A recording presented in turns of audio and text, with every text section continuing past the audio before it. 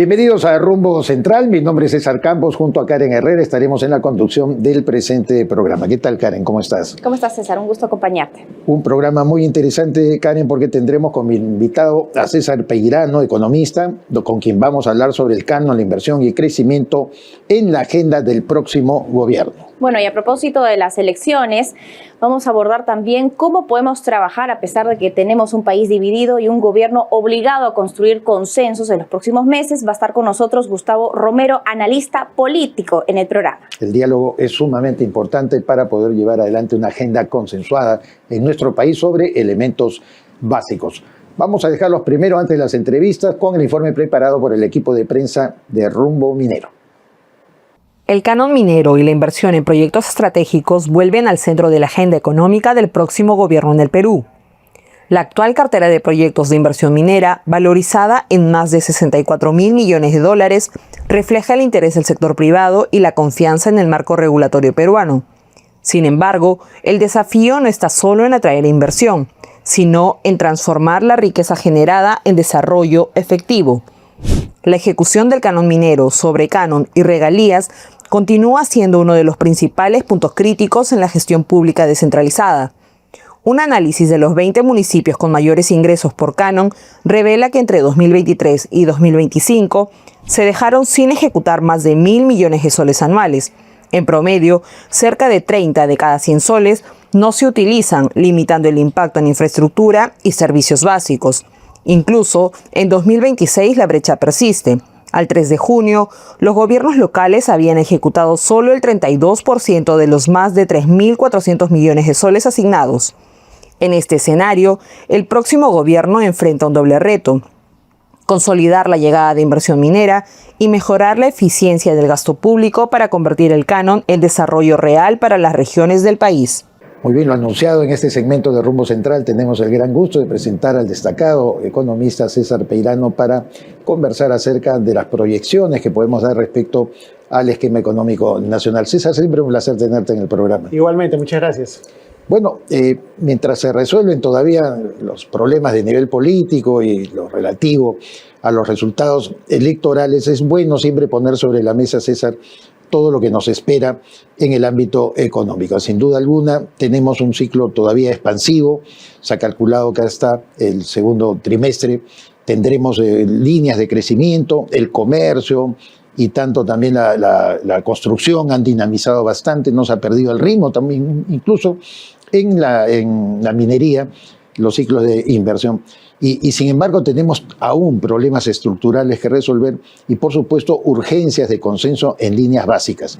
¿Esas líneas para ti cuáles son? Bueno, en principio sí, o sea, el boom de minerales todavía está vigente. La cuestión difícil, digamos, para el Perú es cómo trasladar esa bonanza a un bienestar general. La minería, el sector minero formal es el que mejor ha ayudado a hacerlo. Hay un eslabonamiento muy importante con proveedores locales, que creo que es el camino más seguro de poder llevar esta bonanza a las economías más pequeñas, locales, ¿no? Pero, como conversábamos anteriormente, el hecho de la irrupción de las economías ilegales e informales dentro del sector minero ha hecho que esto se trastoque.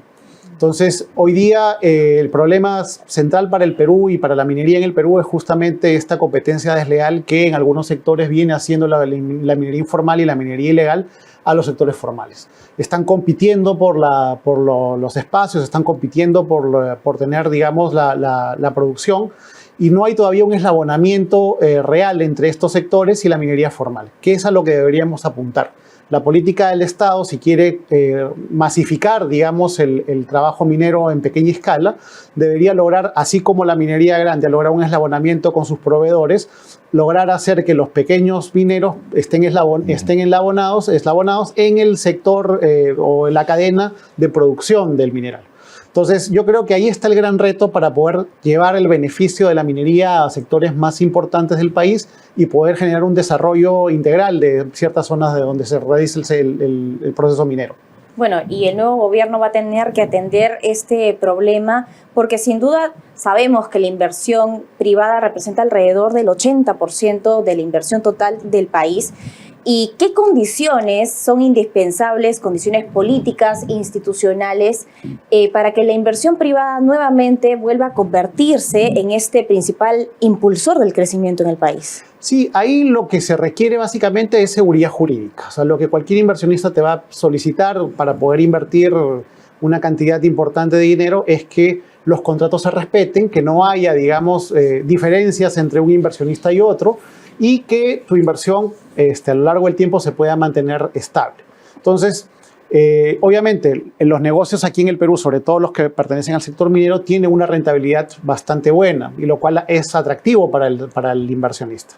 Pero si tú a ese negocio que es bueno le tienes que agregar costos extras de seguridad, le tienes que agregar costos por malas prácticas de la competencia, costos legales, digamos, adicionales, seguros o impuestos adicionales que uno le puede ir cargando, eso hace menos atractivo, digamos, para un inversionista poder ingresar a un mercado como el peruano. Entonces, el nuevo gobierno tiene que tratar de limpiar la cancha para que los inversionistas puedan tener una seguridad real de que su inversión va a tener un resultado positivo, sea la mayor posible, y que ese beneficio, como les digo, se pueda extender a las grandes mayorías del país. Un informe reciente aparecido en el diario Gestión da cuenta que 22 distritos de zonas mineras de nuestro país no han terminado de ejecutar adecuadamente sus presupuestos pese a la ingente cantidad que reciben de canon, de sobrecanon, de regalías, que como tú bien sabes, César, representa casi el 50% de lo que perciben como ingreso las empresas mineras. Y entonces seguimos en este círculo vicioso donde vemos que gobiernos subnacionales, sean de carácter regional, provincial o distrital, no utilizan adecuadamente los recursos que provienen de esta importante actividad. ¿No es también un reto el próximo gobierno rediseñar o pensar en otro consenso nacional para efectos de modificar el esquema de descentralización de nuestro país? Así es, hay dos herramientas que pueden ayudar a que los gobiernos regionales y las municipalidades puedan ejecutar mejor sus presupuestos. Uno es el tema de obras por impuestos, que es un mecanismo que debería, le carga, digamos, al sector privado la responsabilidad de la ejecución de ciertos presupuestos específicos. Y el otro es el canon comunal, que es un proyecto que viene desde los años 2006 en adelante y que, digamos, tuvo un buen resultado porque se ejecutan obras a través de la comunidad. Entonces, yo creo que utilizando bien esos dos mecanismos se puede mejorar el porcentaje de ejecución de estos gobiernos subnacionales. Y el sector privado tiene que ser más proactivo, digamos, en este tema. Y yo he visto proyectos de mineras importantes como Antamina, como Cerro Verde, dentro de las comunidades donde están inmersos, donde ellos no solamente han puesto el financiamiento, sino la asesoría técnica para el desarrollo de los proyectos. César, a propósito de eso, por ejemplo, tenemos el distrito de San Marcos ahí en Ancash, donde efectivamente Antamina puso, pero era prácticamente su bebé desde hace varios años, y sin embargo San Marcos figura dentro de estos distritos con baja ejecución. Claro, ahí tiene que haber una proactividad mayor. Yo creo que digamos, la sociedad de minería debería, dentro de las acciones que toma, mejorar la relación que tiene con estas comunidades y estos municipios para darles mayor soporte técnico para el desarrollo de proyectos. Yo creo que ahí es donde está la falla, más que un tema de ejecución netamente, está primero en el diseño y del Perdóname, proyecto. pero también es labor del Ejecutivo, ¿no? A través de Proinversión, porque tienen efectivamente esa facultad. Claro, el problema es que, digamos, Proinversión, llegar hasta los niveles de gobierno subnacional le resulta un poco complicado. Debería poder, debería ser ese el camino, ¿ya? Pero ante la emergencia que se tiene y ante la abundancia de recursos que hay, yo creo que el sector privado debería tomar la iniciativa para eso, mientras el Estado se las puede generar. Entonces, el conjunto de esas dos, tanto el sector privado como el sector público, a través de Proinversión, deberían poder llevar adelante este tipo de proyectos y la promoción de esos proyectos para digamos, inversión de otro tipo de agentes económicos. La cuestión ahí es poder, digamos, no solamente llevarlo como parte técnica, sino ya viene la parte de la ejecución, los procesos de compras, los procesos de adquisición, los procesos de licitación. Ahí es donde vienen los dos mecanismos que te decía, tanto el mecanismo de obras por impuestos, donde las grandes compañías mineras y compañías medianas pueden entrar a hacer ese tipo de trabajo a mediana escala, y el canon comunal para las obras más pequeñas. Entonces, en conjunto, toda esa batería de herramientas puede ayudar a destrabar un poco este problema que tenemos en ejecución de gasto público dentro de las comunidades. Y es importante también tener en cuenta de que no exista la capacidad, la logística, sino que todavía no hay una hoja de ruta que nos permita en tiempo récord o lo más pronto posible determinar exactamente qué es lo que está faltando en la parte técnica. También, por ejemplo, hacer un cronograma de capacitaciones que son necesarias teniendo en cuenta que ahora hay mucho más tecnología y hay mayores avances dentro del sector. Así es, hoy día con las tecnologías que tenemos desde la inteligencia artificial o el manejo de software especializado, se podría tener, digamos, una mayor facilidad para poder desarrollar proyectos, para poder desarrollar técnicamente algunas opciones para la inversión pública. Pero eso todavía falta. Parte de lo que tiene que hacer el Estado es justamente avanzar en lo que es gobierno electrónico para que estas pequeñas unidades, como son los gobiernos nacionales, tengan facilidades para poder desarrollar estos procesos y estos proyectos. Hace un momento mencionabas algo importante que es lo relativo a de los impactos que causan las economías ilegales e incluso las informales, porque establecen niveles de competencia asimétricas, desiguales con la actividad formal. Nosotros por lo menos aquí hemos detectado de que el tema no se reduce a la permisología, porque se suele decir, no, estamos ya con el crimen transnacional organizado que ha penetrado en todas las áreas mineras, básicamente. Tenemos el tema de la conflictividad social, siempre intermediada por agentes políticos que estimulan, asusan a la población en contra de la actividad minera. Tenemos también, es obvio, la convivencia con otras economías ilegales que se dan alrededor, narcotráfico, la tala ilegal en zonas arbóreas. Entonces, ¿cómo poder hacer que el Estado solucione todas estas trabas que impiden justamente y detienen la inversión privada? Porque no se trata de decir, oye, cámbiame solamente o flexibilízame las normas sin faltar, por supuesto, a los principios, estándares ambientales, laborales que se exigen. ¿Cómo poder enfrentar todo ello? Claro, el tema es por dónde poder ejercer el control, porque básicamente lo que ha pasado es que esto se ha descontrolado. Han entrado muchas, o sea, la economía ilegal entró en la informalidad y lo ha financiado.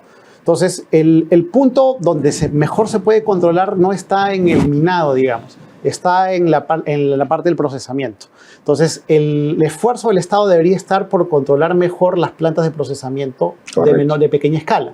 Ahí es donde debería estar, digamos, ¿por qué? Porque además las plantas hoy día se pueden controlar, no tienes que tener una persona 24 horas ahí. Remotamente, con la tecnología que tenemos hoy día, se puede controlar la producción, ¿no? Y las compras y ventas se controlan hoy día a través de los mecanismos de compra y venta electrónico. No hay forma de que tú puedas vender oro si no pasa por alguna forma de bancarización o para una planta que está controlada legalmente. Es increíble que una cooperación internacional como la Suiza, a través de Swiss Better Gold, haya podido establecer un contacto con la minería artesanal, verificar que están debidamente registrados, verificar que cumplen con estos estándares que había mencionado y que además Suiza, que es el gran refinador del oro, le puede comprar el oro que ellos producen y hay una línea de trazabilidad que pasa precisamente por las plantas. Por las plantas. A partir de ahí es donde se tiene que hacer el control. Entonces, el Estado lo que tiene que hacer es justamente promover el establecimiento de estas plantas de procesamiento de oro, de cobre o de diversos metales que se están procesando de forma informal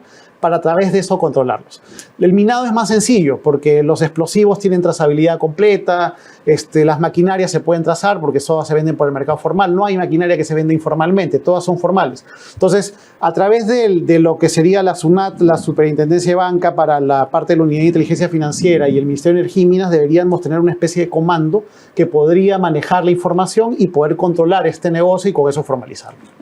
Ahora, hablamos de tecnología que ya es capaz de hacer, digamos, esta trazabilidad rápidamente, pero ¿qué es lo que está colocando en todo caso ese freno de mano? Porque vemos que no solamente nuestro país combate contra la minería ilegal, sino también otros países de América Latina. Sin embargo, veo que hay mejores iniciativas más concretas. En esta carrera electoral tampoco no hemos visto que se hable a profundidad del tema del sector minero y es necesario hablar de una política dentro del sector minero para poder tener las reglas claras y además generar predictibilidad y con eso poder avanzar. Es correcto. Ahí el tema principal es que detrás de este negocio, bueno, no tan detrás, sino más bien delante de este negocio hay un frente político que es el que está comandando a estos informales. Y mientras la informalidad se mantenga, para este sector político hay un sector económico que tiene muy grandes ganancias. La informalidad genera altos niveles de utilidad ¿Por qué? Porque el que es informal, por ejemplo, no puede comprar a una fábrica de explosivos al precio de cualquier minero. Claro, son diferentes protocolos, Así procesos. es. Hay una serie de intermediarios que se benefician económicamente de eso y son los que financian a los políticos que están detrás de ese sector.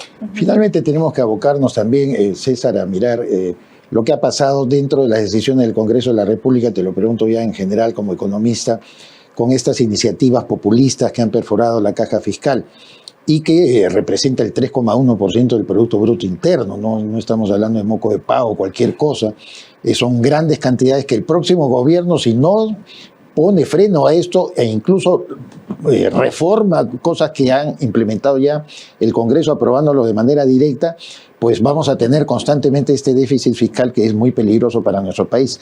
¿Qué tipo de consenso se puede armar también al respecto? Ahí el problema principal es que el déficit fiscal se está financiando con deuda. Entonces los niveles de deuda vienen creciendo, digamos, desde el año 2012. Estamos pagando la planilla con deuda. Imagínate que en una empresa privada tú estés pagando la planilla de trabajadores endeudándote todos los meses, ¿no? Entonces eso es muy pernicioso, porque ese dinero, para empezar, tiene un costo, se hace en moneda extranjera normalmente. Entonces, el mantener un déficit fiscal permanente por tantos años te puede pasar una factura peligrosa en el mediano plazo. Y eso es realmente lo principal. No se puede mantener esta situación. El Congreso tiene que evitar tener esa iniciativa de gasto tan abierta. Podría ser más acotada si es que el Tribunal Constitucional lo vuelve a lo que era hace unos años, y con eso limitar el crecimiento del gasto y establecer un déficit cero, por lo menos, como política nacional. De acuerdo, César, siempre un gusto tenerte en nuestro programa, por supuesto comprometiéndote a visitarnos en una próxima oportunidad. Muchísimas gracias. Gracias. Estuvo César Peirano, un destacado economista, con nosotros conversando sobre el panorama económico nacional, también internacional. No se olvide, ya viene Expomina 2026, del 9 al 11 de septiembre en el Centro de Convenciones del Jockey Club. Más de 1.250 están que van a exhibir, si usted es proveedor, cada uno de sus productos o servicios. Todavía quedan algunos, muy pocos. Recuerde, del 9 al 11 de septiembre, Expomina 2026. Una pausa y retornamos. Expomina Perú, gran feria minera en septiembre. Separa tu stand en la feria minera más grande del Perú. Expomina Perú 2026, el gran punto de encuentro de la industria minera. Más de 1.250 stands, 80.000 asistentes y 9 foros internacionales que abordarán temas claves del sector y los proyectos mineros más importantes de América. La feria minera peruana top 5 mundial según análisis de Ipsos. Haz negocios con el sector minero. Separa tu stand en www.expominaperu.com.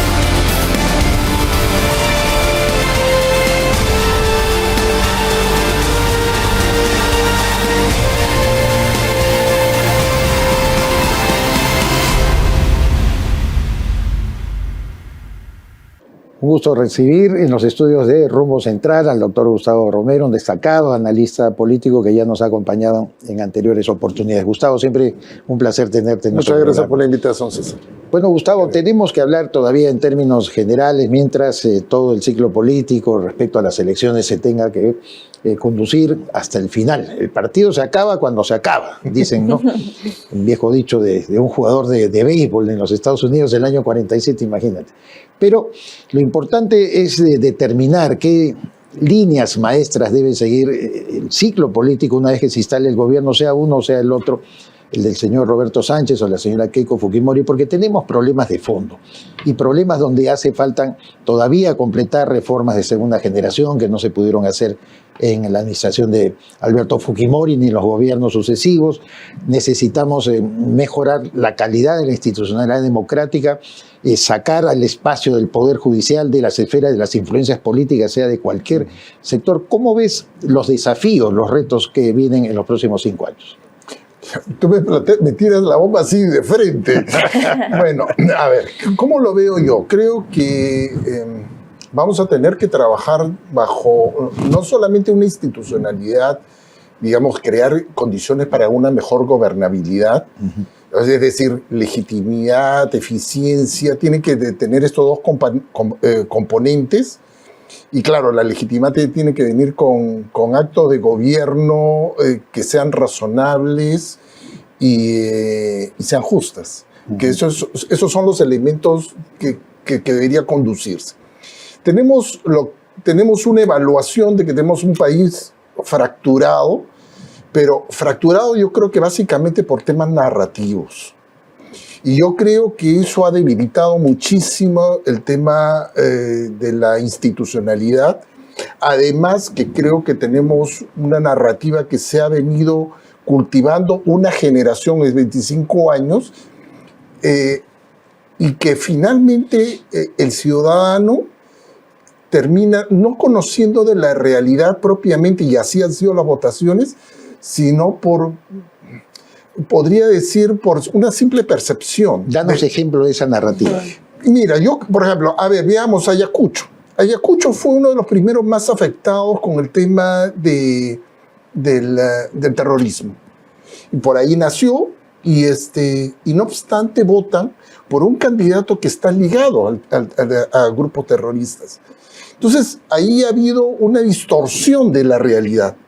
¿No es cierto? A mí me parece que esta narrativa que ha habido en el transcurso de todos estos años han migrado es una generación y han cultivado una percepción distinta de lo que es la realidad. Más allá de un Estado ineficiente, que eso es también una de las circunstancias que ha obligado a hacer prácticamente como un voto de protesta que lo ha canalizado circunstancialmente Keiko. Esa es una percepción que yo tengo, ¿no? Digamos, recogiendo, no solamente también es un tema de realidad, sino también mi propia percepción, porque creo que también hay que hacer como unos estudios sociológicos, qué es lo que está pasando acá. Y creo que Keiko ha canalizado, además de que existe una fuerte oposición, un antifuguismo, creo que lo que ha canalizado también es un acto de protesta que lo ha personalizado o lo ha personificado Keiko, ¿no? Esta es la impresión que yo tengo. Bueno, y realmente ahora con el auge de la inteligencia artificial, las nuevas plataformas digitales, las redes sociales, cada vez más aumenta la desinformación. Las personas ya no se ciñen a argumentos, sino a lo que leyeron por ahí o escucharon por ahí. Y los famosos fake news también nos han hecho mucho daño, teniendo en cuenta que tenemos una nueva generación que tampoco no está muy acostumbrada a estudiar, a volcarse a los libros, a revisar, a cotejar que sea realmente una fuente de credibilidad. Tenemos varios años en donde se percibe desconfianza, no solamente hacia el gobierno, sino también desconfianza entre peruanos, ¿no? Se percibe, y lo que preocupa es que este nuevo gobierno que entre pueda ingresar a este círculo vicioso nuevamente, en donde hay tensiones políticas y sociales, y al final más ocupan el tiempo solucionando, dando discursos para controlar y calmar las aguas, que ejecutando lo que hay que hacer, porque tenemos, digamos, un gran potencial como país, ¿no? Sí, tenemos un gran potencial como país, pero tenemos muy poca eficiencia. ¿Ya? Y en eso se basa también la gobernabilidad, que no solamente es que sea legítimo, más allá de la licitud, sino también legítimo, sino también eficiencia. Y para que exista eficiencia, debe tener, por lo menos, tener conocimiento o sabiduría, tener equipo, organización, y algo importante que esperemos que lo tenga, que sea triunfador, que tenga liderazgo. Si tú no tienes esos componentes, tú no puedes dar, vamos a seguir entrampados. Y creo que eso ha sido un gran problema de lo que hay acá. Y especialmente en estos últimos 10 años. Hay una fractura enorme porque no tenemos un norte muy claro, el conocimiento no muy claro. Más allá de los muchachos que trabajan con inteligencia artificial, esos son cosas adicionales, pero también no ha habido ni equipo ni organización para esto. Entonces yo creo Y yo creo que la única alternativa en estas posibilidades, ojalá que sea así, que sea finalmente la triunfadora, esta alternativa más bien que plantea la derecha. Pero hay que profundizar, hay que ser eficientes, ¿no? Hablaste de narrativa y una de ellas es la que históricamente ha predominado en el Perú, la división del sur, el tondino, frente a Lima, el centralismo y todo ello que de alguna u otra manera pretendía ser subsanado cuando se lanza el proceso descentralizador. Es decir, cuando se eligen a los gobernadores, cuando los gobiernos subnacionales comienzan a recibir recursos ya de manera directa, entre ellos la asignación del canon, sobre canon, regalías, que paga a través del impuesto a la renta también el sector minero. El tema es que en estos últimos años se persiste todavía en culpar a Lima y no a los responsables de actos de corrupción que se ha cometido justamente en las regiones que son mineras. Hay 14 procesados y sentenciados, Gustavo, gobernadores, el señor Coco Acurio del Cusco, no tengo que mencionar a todos ellos, el señor Goyo Santos en Cajamarca, y nadie le pone el ojo a ellos, sino simplemente siguen con esa narrativa. Lima es la responsable, Lima es la culpable, el centralismo. ¿Qué piensas tú de eso? Es que tienes toda la razón en lo que estás diciendo, porque inclusive ha habido en parte de los debates del proceso electoral, de la primera parte, una alternativa también de manejar los fondos para cada una de las regiones, yo no a través de las gobernaciones propiamente dichas, sino a través de la presidencia del Consejo de Ministros. Es cierto que significaría una concentración nuevamente del manejo a través de Lima, pero creo que es la única manera de poder controlar quizás el manejo de estos fondos. Ojo que se debe a la falta de capacidades y la imposibilidad de sufragar, ¿no es cierto?, el nivel profesional de alguien que pueda diseñarte siquiera un proyecto en el interior del país. La razonabilidad o la lógica te debería haber llamado a que el gobernador llamara a la persona más eficiente, contratar gente, si quieren, la gente de Lima o del exterior, si ese es el problema, gente más capacitada, pero no, se han birlado el dinero, ¿no? Lo que ha pasado, que son no sé cuántos, como 15 gobernadores que 14. están, 14, no estaba tan lejos entonces, que están en la cárcel por producto de sus malas acciones, porque además se ha convertido en algo corrupto e ineficiente. Fuente de corrupción. Claro, así es, absolutamente. Y claro, esta narrativa viene acompañada no solamente por interés de su propio alrededores, sino también por aquellas entes productivos que se mantienen al margen de la ley, básicamente la minería ilegal, ¿no?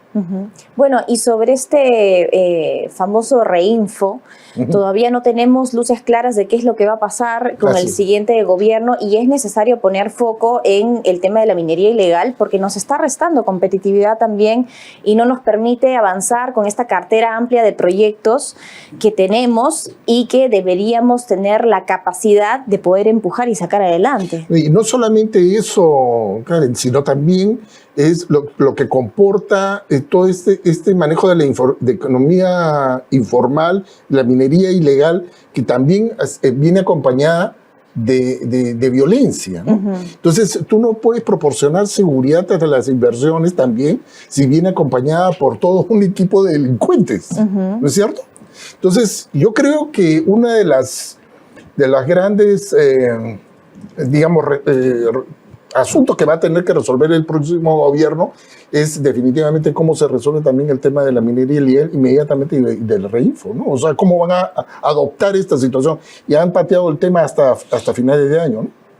El tema es que conviven con otra serie de bloques que impiden una buena, digamos, o sana relación entre la inversión privada y los proyectos que tenemos pendientes. Lo del reinfo solamente es una parte. Claro, es cierto. Falta mencionar lo que ha generado precisamente las economías ilegales, como la actividad minera ilegal, el crimen organizado transnacional, lo que hemos mencionado, la corrupción, la conflictividad social que a veces es alentada, no digo que en todos los casos, porque es natural que a veces se sientan comunidades insatisfechas en su relación con las unidades mineras, pero hay gente que intermedia políticamente y que en todo este momento electoral lo hemos visto.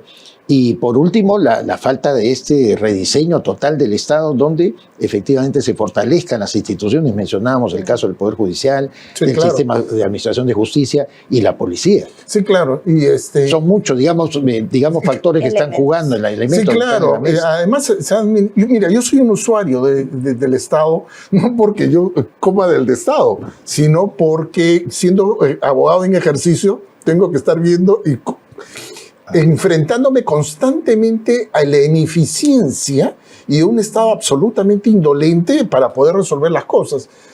El Poder Judicial es un desastre, cómo está caminando las cosas.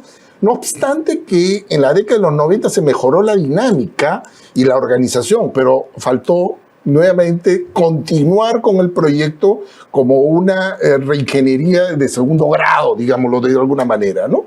Y yo creo que debe terminarse de poder organizar mejor, por ejemplo, el Poder Judicial, y creo que lo que sí hay que hacer una reingeniería total es en el caso del Ministerio Público, ¿no? Es un desastre.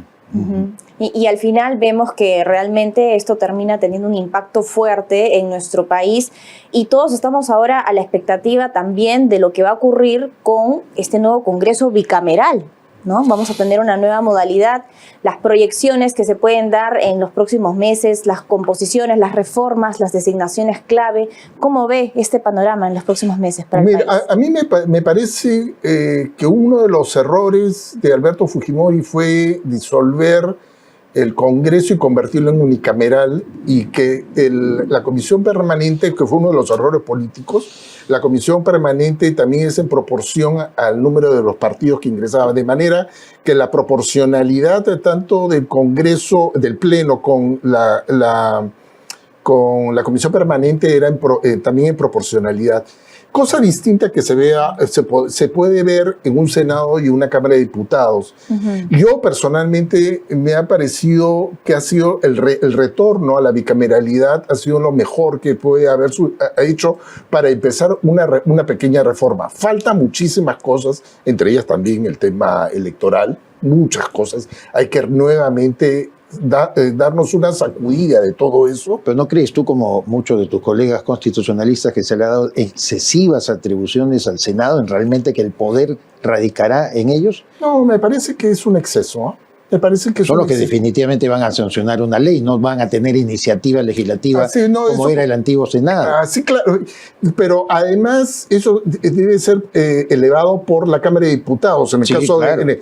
Va a haber un contrapeso. Entonces. Claro, va a haber uno contrapeso, y además el Senado está compuesto por 5 partidos. Yo creo que sí, por ejemplo, si bien tiene una mayoría relativa, la Fuerza Popular no va a poder resolver solo las cosas. Tampoco para poder vacar a un presidente ya no la van a tener fácil, porque se necesitan, si es que la memoria no me falla, 40. Para eso tendría que ponerse de acuerdo, no, un poco más todavía, tendría que ponerse de acuerdo 3 grupos parlamentarios. Correcto. Gustavo, siempre es un placer tenerte en el programa. Esperemos pues ya una vez resuelto todos estos problemas relativos a los resultados electorales, contar contigo para comentar qué se nos viene. Muchas gracias por la invitación nuevamente. Gracias. Gustavo Romero, abogado y destacado analista político, estuvo con nosotros, lo dialogado con él, lo conversado con él y por supuesto muchos otros reportajes y temas. Usted los puede ver en la revista líder del sector minería, Rumbo Minero, a la cual puede acceder también la revista Rumbo Minero de manera gratuita, absolutamente free, a través del internet, www.rumbominero.com. Nos dejamos con Iván Arenas y el segmento Minería y Sociedad. Ustedes saben que en el proyecto de político del señor Roberto Sánchez, en uno de los capítulos dicen que le van a otorgar un periodo de gracia a quienes no están bancarizados, es decir, a los mineros informales que no están bancarizados, entre comillas, que están lavando evidentemente su producción minera, que la están lavando en el mercado legal. Eso es lo que dice, es preocupante, realmente preocupante. Muy pocos se han puesto a pensar de lo que ello significaría. Ello significaría evidentemente que el Estado, si se cumple lo que dice el señor Sánchez, el Estado va a abrir las puertas para que todos los activos y dineros que son de la minería ilegal pasen finalmente al sector formal y legal. Eso es increíble. Es la primera vez que en un plan de gobierno hemos visto que se dice expresamente que van a otorgar un periodo de gracia para lavar el dinero ilegal, el dinero sucio de la minería, el dinero que ha provocado daño ambiental, el dinero que ha provocado degradaciones en ríos y bosques, el dinero que ha permitido el crecimiento de la ilegalidad, sobre todo de la criminalidad. Ese dinero va a pasar, de acuerdo al plan de Roberto Sánchez, va a pasar al sistema formal. Increíble, increíble. Vamos a ver cómo se decantan las cosas, pero al margen de cualquier cosa, debemos rechazar contundentemente esta propuesta de este plan de gobierno nuevamente hecho por el señor Roberto Sánchez. Seguiremos aquí atentos. Una mala contratación no empieza con un error, empieza con una decisión que parecía correcta y cuando el perfil no encaja llegan retrasos, rotación y riesgos para la operación. En Recursos Humanos Cambridge sabemos que contratar no es solo cubrir una vacante. Evaluamos experiencia, adaptación y habilidades para fortalecer cada equipo. Reclutamos desde posiciones operativas hasta mandos estratégicos alineados a la Trinorma ISO. Porque detrás de una operación sólida siempre hay una contratación acertada. Recursos Humanos Cambridge, las mejores personas para las personas. Somos KSR Global, expertos en gestión de talento. Creemos en el poder de las personas para transformar organizaciones. Las grandes operaciones se sostienen en líderes que toman decisiones clave cada día. Desde gerencias, jefaturas y especialistas, identificamos el talento ideal para los desafíos de la minería y otras industrias de alto impacto. Identificamos líderes con visión, compromiso y capacidad estratégica para impulsar el crecimiento de organizaciones que apuestan por el futuro. ¿Quieres posicionar tu marca y ampliar tu cartera de clientes en el sector minero? Participa en la revista minera más influyente de América y haz que tu marca llegue directamente a mineras, contratistas y a los principales tomadores de decisiones del sector minero. Con gran presencia en nuestra multiplataforma internacional, que incluye programa de TV, páginas web y redes sociales especializadas, con un alcance de 2.7 millones de personas. Pregunta por nuestros paquetes publicitarios anuales y anuncia en la revista Rumbo Minero, tu mejor herramienta de negocios en el sector minero. Invierte bien, invierte con los líderes. Mayor información en www.rumbominero.com. Entérate de todo sobre el sector minero, entrevistas, informes y mucho más en Rumbo Minero. Visítanos en rumbominero.com y escanea el QR para seguirnos en nuestras redes sociales. Llegamos al final del programa, Karen, y ciertamente creo que ha sido muy productivo conversar tanto con el economista César Peirano como con el analista político Gustavo Romero. Me quedo con lo dicho por Peirano acerca de cómo siempre poner en valor los fáciles eslabonamientos que hay de la minería formal con los proveedores, que incluso muchos de ellos forman parte de los centros comunitarios aledaños a la zona de explotación minera. Por lo tanto, se generan condiciones laborales, condiciones de respeto, de consideración muy importantes. Pero mientras tengamos mensajes, entre comillas, muy extraños como los que hace Juntos por el Perú respecto al apoyo que le prestan a esa brecha tan difícil de poder determinar entre la minería ilegal y la minería informal, pues no estamos en el camino correcto. Así es, ese es un tema que hay que corregir y además también hay que tratar en la medida de lo posible, lo más rápido, mejorar las condiciones para generar mayor inversión, tener predictibilidad, reglas claras y que de esa manera, a pesar de que tenemos un gobierno futuro bastante complejo, que podamos llegar a consenso. Y Gustavo Romero dijo algo también con lo que coincido y además tuvimos la ocasión de intercambiar algunos puntos de vista sobre el particular, las narrativas, porque acá verdaderamente cuando vemos resultados de esta naturaleza, como él ponía el ejemplo, Ayacucho afectado por el terrorismo y sabiendo que el señor Roberto Sánchez lleva en sus filas gente del Movadef determinantemente vinculado a Sendero Luminoso, pues a veces uno no termina de entender. Es el odio, me pregunto, más grande que hay contra Keiko Fujimori, la revancha contra Lima, esas narrativas que se han impuesto al interior del país donde demonizan a personas o a regiones como la nuestra, los que habitamos en Lima, y que por lo tanto dificulta el diálogo también social, ¿no? Así es, y hay que estar atentos con toda la información que se viraliza siempre en redes sociales, cotejar que sea de fuentes fidedignas, porque lo que menos queremos es que la gente crea en narrativas que realmente distan de la realidad. Y lo más importante ahora también es considerar que sea quien gane las elecciones, se tiene que ver un liderazgo sólido para poder tener estabilidad y también mejores oportunidades, aprovechando ahora todo el contexto internacional favorecedor. Totalmente de acuerdo. Muchas gracias, Karen. César Campos y Karen Herrera han estado en la conducción del presente programa. Siga usted y continúe en la programación de Rumbo Minero. Hasta pronto.